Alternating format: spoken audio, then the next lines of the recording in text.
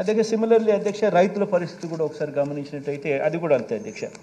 87,612 కోట్ల రూపాయల అధ్యక్ష రుణాలన్నీ కూడా రైతులందరికీ కూడా మొదటి సంతకంతోనే తాను మాఫీ చేస్తాను, బ్యాంకుల్లో పెట్టిన బంగారం నేను ఇంటికి రావాలి అని అంటే చంద్రబాబు ముఖ్యమంత్రి కావాలి అని చెప్పి రకరకాలుగా టీవీలలో అడ్వర్టైజ్మెంట్లు వేయడము, ప్రతి చోట కూడా అబద్ధాలతో మోసాలతో మీటింగులు పెట్టడం, ఇవన్నీ చెప్పి ఏ రకంగా మోసం చేసి లాస్ట్కి 87,612 కోట్ల రూపాయలు రైతులు ఈయన కట్టద్దు అని అంటే కట్టకపోవడం వల్ల అవి తడిసి మూపుడైపోయిన పరిస్థితులు కనిపిస్తూ ఉన్నాయి.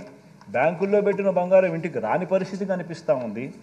ఏకంగా ఈయన ఎంత చేశాడు అని అంటే మొట్టమొదటి సంతకం రుణమాఫీ అని చెప్పిన వ్యక్తి మొట్టమొదటి సంతకం రుణమాఫీ కదా దేవుడు ఎరుగు, 5 ఏళ్ళు కలిపి కూడా కేవలం 15,000 కోట్ల రూపాయలు కూడా రైతులకు ఇవ్వని పరిస్థితి అధ్యక్ష.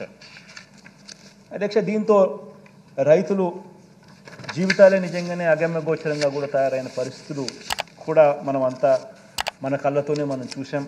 బ్యాంకుల్లో పెట్టిన బంగారు ఏ రకంగా వేలం వేయడం కూడా మన కళ్ళారా మనం కూడా చూసాం అధ్యక్ష.